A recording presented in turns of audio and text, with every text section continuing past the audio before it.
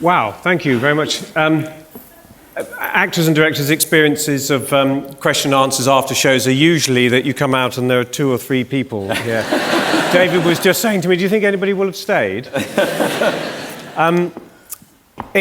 have been a fantastic audience, and we are so grateful to you, but also to our amazing cast and the crew and everybody who've given up their time on a Sunday when they're all performing all week. And so I'd love to lead a great round of applause specifically to them.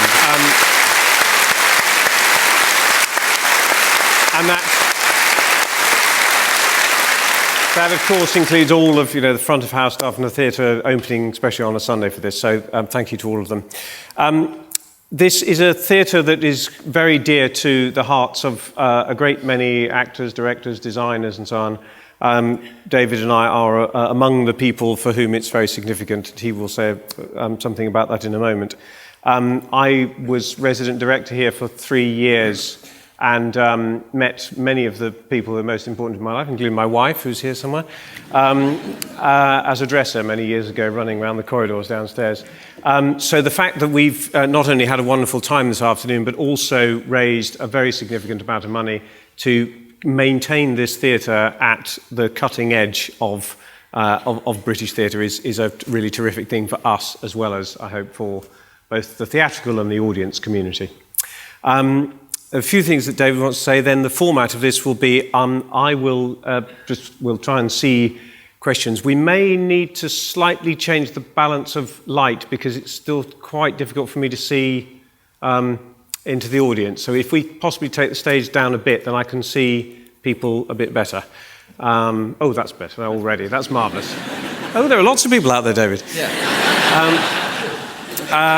So if you, when we get to it, if you put your hands up and I'll try and spot you and then shout out your questions as loud as you possibly can and we'll answer them. We'll do about sort of 35, 40 minutes. Yeah. David. Thank you very much, all of you, for coming. And yes, this is my voice. And no padding, you see, so that's it. I was so keen to do this for the first reason, of course, is because it's the only Poirot play. And my goal, as you know, well, if you don't, my goal is to appear in every single one of the stories that Agatha Christie wrote about this great little man. And I refer to him as somebody else now. And this is the only play dedicated to him as written by Agatha Christie. So this was a great chance for me to do so. But why here, and why did I really want to bring it to Chichester? Well, the reason is that this is, of course, the 50th anniversary, and it's a great celebration for this wonderful theatre, unique theatre, which is having such a successful time. And everybody in the industry is literally applauding it, and we are so thrilled. But why is it so important for me? Well, I'll tell you. In 1962, when I was a young man, I was a member of the National Youth Theatre of Great Britain because my English master at school said that I did a performance at school rather well. It was my first performance ever, and said, look, why, you obviously enjoy this, you're lousy at work, why don't you try and join the National Youth Theatre, which was a small organisation at the time, which I did. And my first role with them was as a walk-on. I was 16, and I was a Volscian lord, which I thought was terrific, in a play called Coriolanus by Shakespeare. And we came here. And when we came here, the builders were still in and just finishing. And that was before Olivier took over. So I was here on this stage 50 years ago, before a professional company had started. So I thought, what better thing to bring the only Poirot play to Chichester, where actually I first begun. And that was why I came.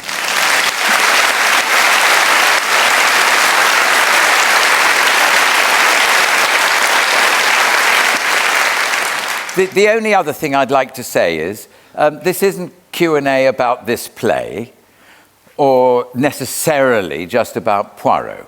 if you want to talk about that, it would be my very great pleasure so to do. But it's also a chance for you just to chat with me about career.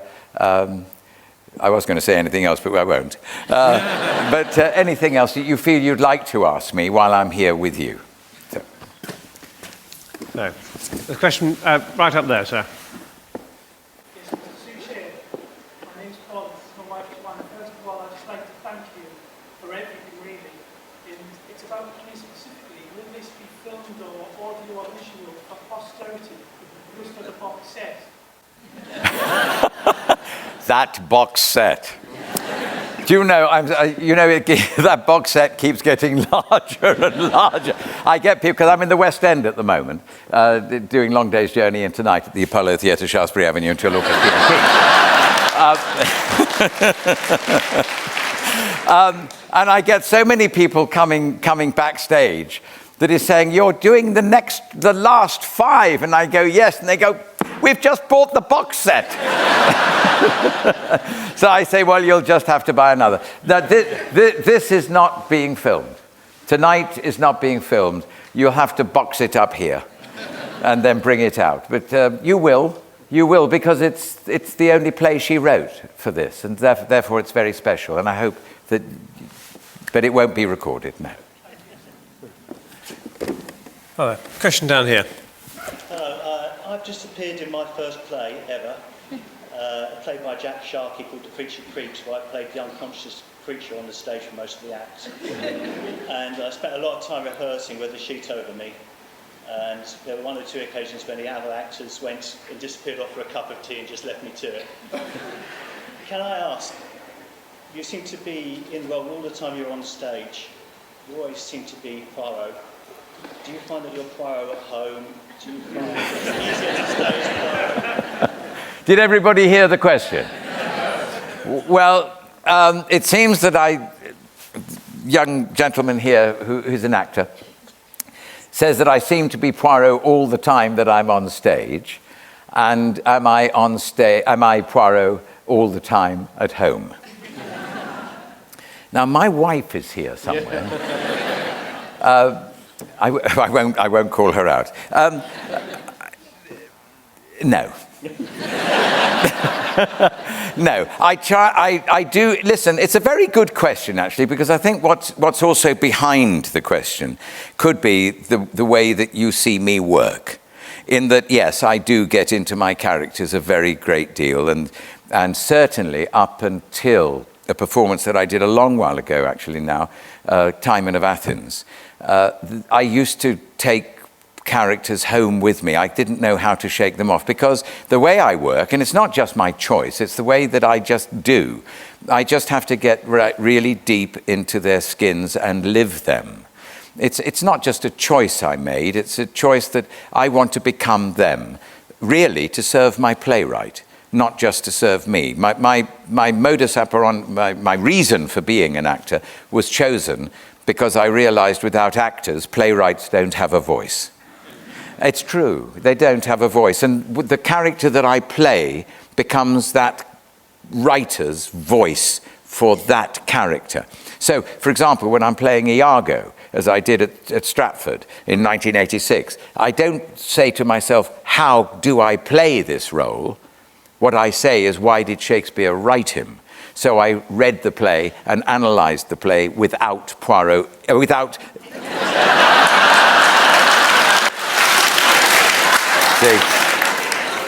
That's the real answer to your question. I also played Freud.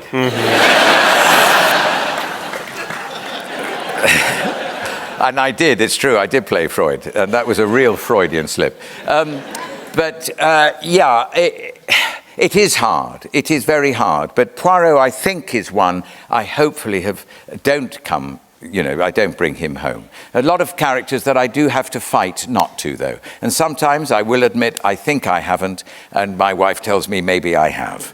But I do try, as I get older in this business, not to. But I have to admit, sometimes it is very, very hard. I keep going out with a limp or speaking with the German accent. I drive my wife crazy. Yes, but don't speak with a German accent to your wife. No. Gentleman back there in that row. Do 20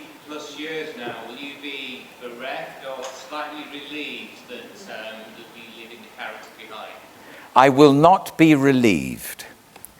He's so much part of my life, and so much part. It will be, by the time we stop shooting next July 2013, it will be, although I haven't filmed every year since we started, but we first turned over the camera, and we will have finished in July 2013, which will mean that I've lived with this man, and the man has lived with me for 25 years. That's a quarter of a century. No pension. But without him, I would not have the life I've had, either personally or my children, or indeed I would not have had the theatre career that I had either. I have an enormous amount to be grateful for him for raising my profile, to be offered as a character actor of 5'7.5", for goodness sake, looking not English, a wonderful theatre career. Also because he's disguise, I've had an enormous varied television career. I've been able to do Hollywood once again, and I can do radio. So because of that profile, I get offered fantastic differing roles, and I've never yet been typecast. So it will not be a relief to say goodbye to him. It will be somebody dying. There will be a bereavement. I will now have to bury him. And I will have to bury him. And that's why I'm filming the last one first, so to speak, if you understand what I'm saying. And for those who don't know, I'm not going to explain. But there will be, if I'm allowed to say so humbly, a sense of accomplishment. Because I never thought, actually, at one point, I never ever thought I'd be given the chance to do this great lady's complete works of this phenomenal character that overtook England from the first book, Mysterious Affair at Styles, when people were reading all the Poirot stories on the omnibuses throughout this kingdom and eventually throughout all the world.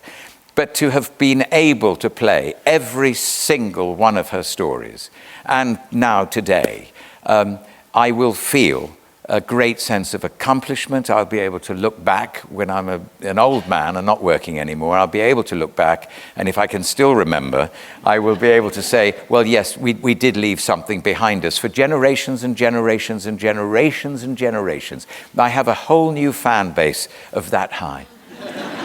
So, yes, great bereavement, but a sense of accomplishment. Gentleman just there. You've made a fantastic contribution to bringing the Agatha Christie stories to life, but can I just park those for a moment and ask you a question about Chichester Festival Theatre? You've been on stage here in different productions here at the Festival Theatre, and we've certainly come and enjoyed those productions. Would you like to share with us your view as the most favourite play or character you've played here at the Festival Theatre, and why that would have been the case? The most favourite character that I've played here was Cardinal Benelli.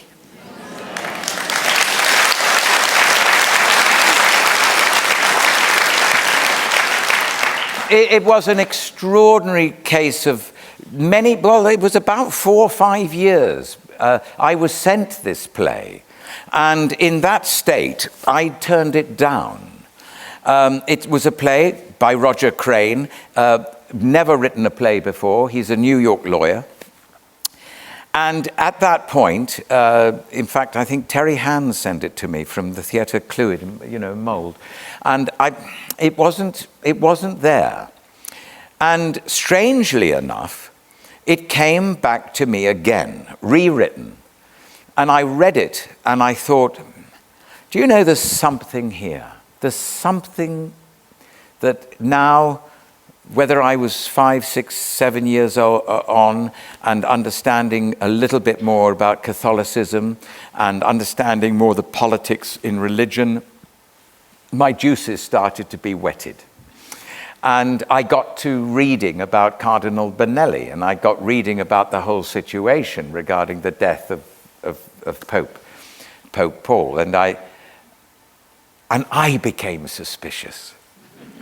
And I thought, yes, let's give this a go.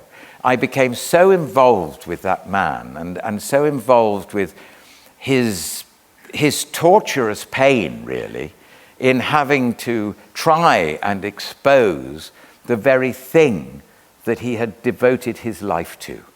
And he knew what he was doing. In destroying that, he was destroying himself. And that was what drew me to that character. And I thought that the dear late David Jones, the director, who is no longer with us, he had a massive heart attack in New York. So he never really wanted to see that play put on. He never lived to see that play put on elsewhere. But whether there's a future life for it or not, I don't know. But it was very special. It was very special. And I think that it worked in this theatre extremely well. I'm not saying that from a personal point. I think the staging of it and the whole, the style of it. And I think when all of us came in those red robes, the Vatican came to Chichester.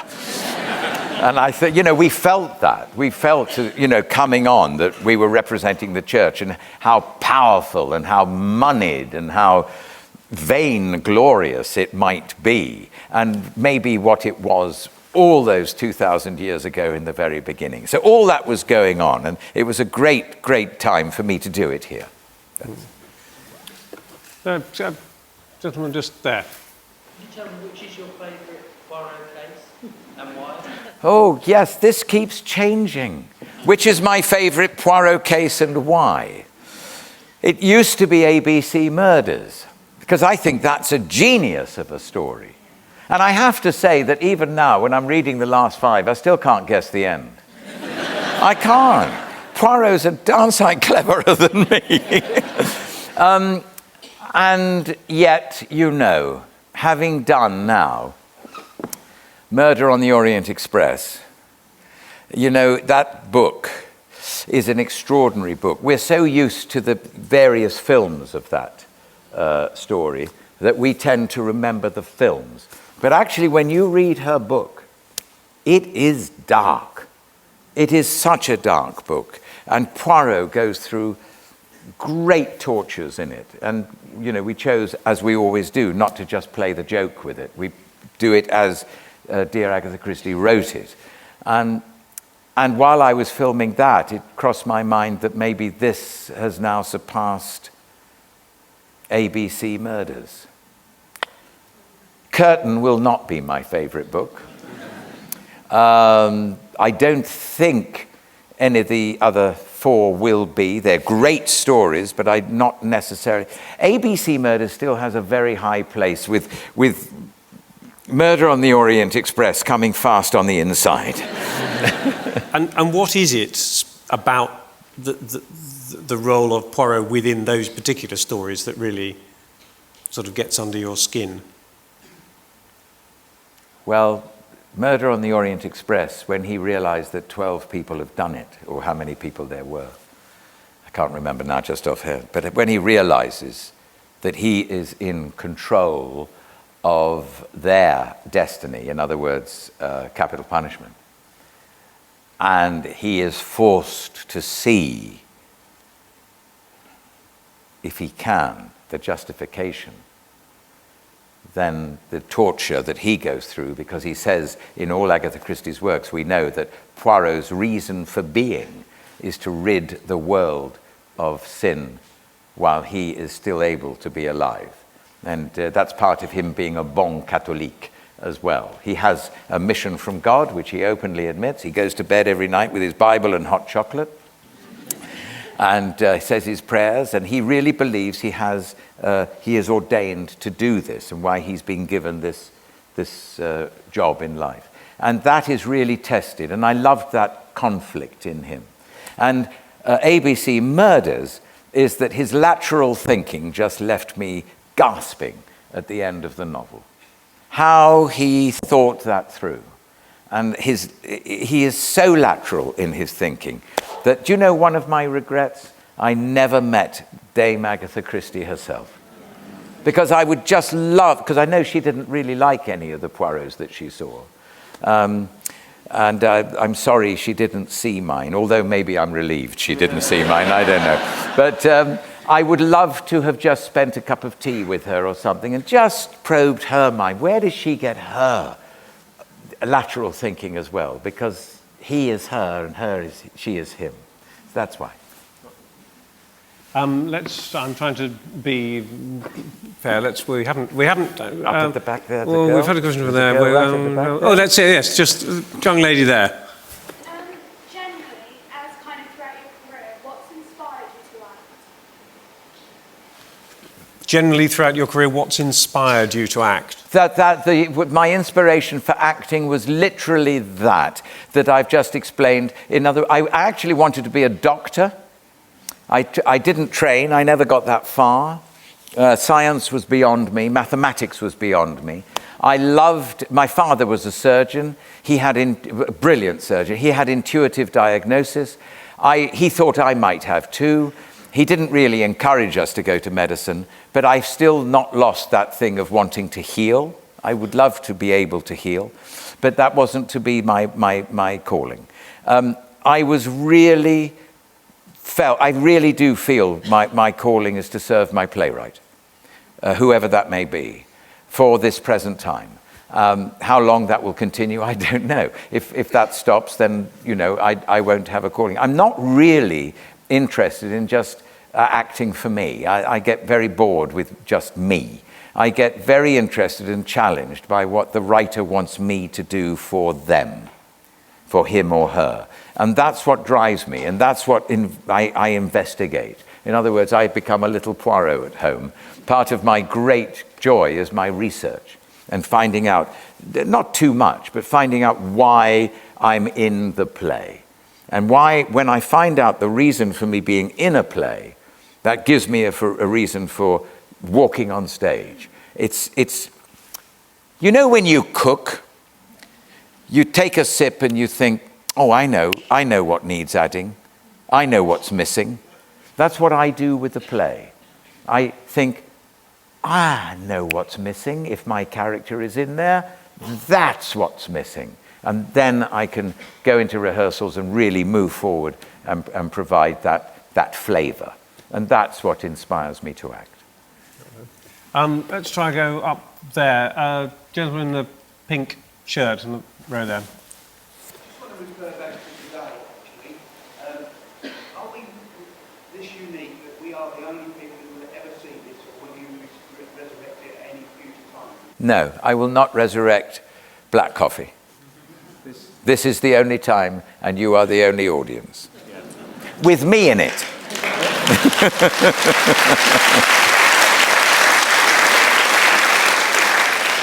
Now, there's a lady... If they offer me £1 million, I know.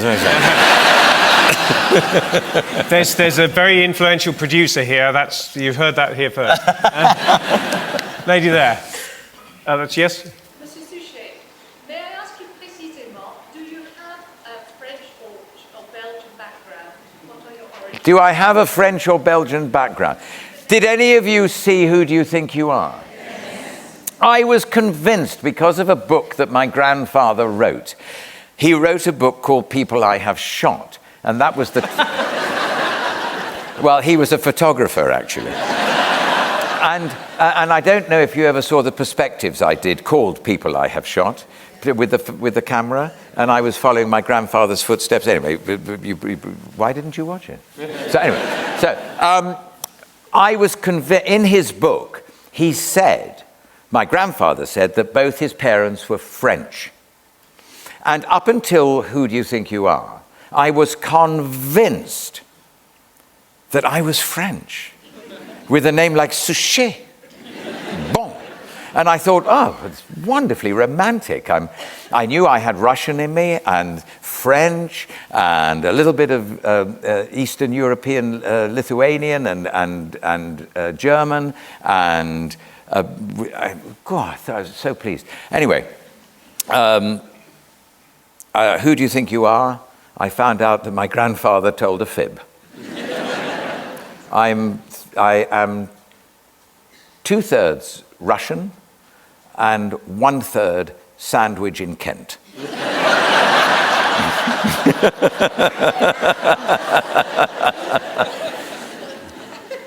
So, I'm gentlemen, a sandwich. I'm gentleman up there in a blue shirt. Right, every time I make my wife boiled eggs in the morning, I know what you're going to say. and she will tap the top of each egg and go, bop. Well, if you serve her 2 boiled eggs in the morning and she taps them and goes bong, then you have given her 2 boiled eggs of exactly the same size. Well, because if you gave one to Poirot that was a different size to the other, he'd send them back. Now, And that is let's true. see where I'm going to go over here to the lady in black and white in the middle there. It may not be black and white, I can't really see. Mr. Suchet, I've been fortunate enough to see you in All My Sons and Long Day's Journey into Night, and I loved every minute of it. I realised that with Long Day's Journey into Night, the play actually, the Eugene who wrote it, he did not want it to be performed on No. stage.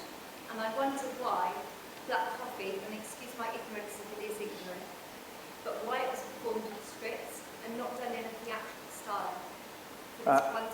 Well, I will answer that because we began rehearsing at 10 o'clock this morning. Oh, sorry, the question. The question was why did we choose to perform this play with scripts rather than in a theatrical manner with a full production? And it's a very simple, practical answer, which is that we began rehearsing at 10 o'clock this morning.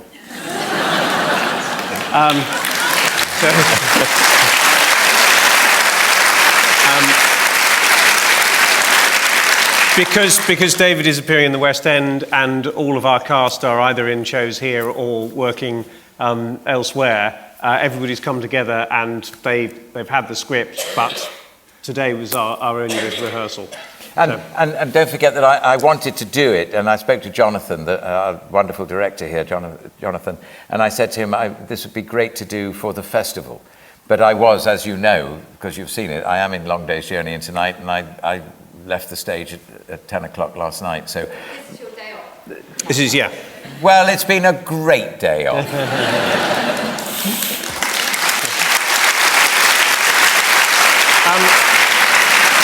I'll just take a couple more questions. There's a lady down here. Just a simple one. When are you coming to Chichester again? When am I coming to Chichester again? Well, we are in discussion. A lot of my heart as an actor is here, and it's at the moment I will not be doing. At the moment, I don't really want to. I've said this before. I don't really want to do another play next year. We're going to be doing. I'm going to finish this play in the West End. I then go to do Poirot until next July, and I think I feel a bit theatred out at the moment. So if I come back to the theatre, and when I come back to the theatre, it'll be 2014, and we are talking about plays here, and it just depends what comes through the letterbox and what I read. It's going to be, I've done a lot of big, huge, heavy American dramas. I don't really looking for that. It's a question of what comes through the letterbox from whom as to where I go next. And if the right thing comes from Chichester, it will be a great pleasure. That's all I can say. Look forward to it. Thank you. I'm going to take... over here. All right, fine. I'll take this lady here. Firstly, I'd like to say I love you as Poirot, but my husband's favourite thing you've actually been in was Wing Commander, which is one of his favourite films. But I'd like to That really depresses me. Wing Commander was one of the worst things I've ever done. Anyway, I'm very pleased you enjoyed it, sir. I played the game when he was younger, so it was... So it meant, yes. Yeah. But I would say, with Hastings being such an integral part of Curtains and Big Four, are you aware if Hugh Fraser is yet to agree to come back? Well, I don't know if I can bear anybody else. the question basically is... Yes, I'm just repeating it now. Gently. They're very demanding, Chichester audiences. As you know, Hastings is I think he's in a couple of books to come. It's a difficult thing. It was a decision taken to get the books as near as they could be within the adaptations and the characters that appeared in them to appear in the books, rather than just continue the Poirot family, as it were. And Hastings goes off to South America and marries, but he does come back for Curtain, and he does come back for another book. Now, I know, because I've spoken to Hugh, that he is talking to ITV and all those concerned, and I know that it is his wish to come back. And Jap also. It's not for me to speak for them, but like you, I am hoping that their answer and their deal will be done to make them say yes. Yes, please. Yes, please. I hope so. There was then a very subtle change of lighting, which I think was... Was that a hint? Was suggesting that some people have got homes to go to. Shall we have one more? Okay. One last question. He did that, not me. One question. Yes, sir. I know that you're a keen canal boat enthusiast. How often do you get on your narrowboat? How often do I get on my narrowboat? Well, not enough is the answer. But I will say this, that the waterway, and I will pump this to everybody, the waterways of Great Britain, the inland waterways, including its navigable rivers, are totally unique in the world. We have more navigable miles of waterways in Birmingham alone than Venice. And we are so lucky and enjoy them, as I wish I could do more. But when I can, I will. And that's the answer to that question. And I'd like to then round it off by saying, bless you and thank you for coming. You've been terrific.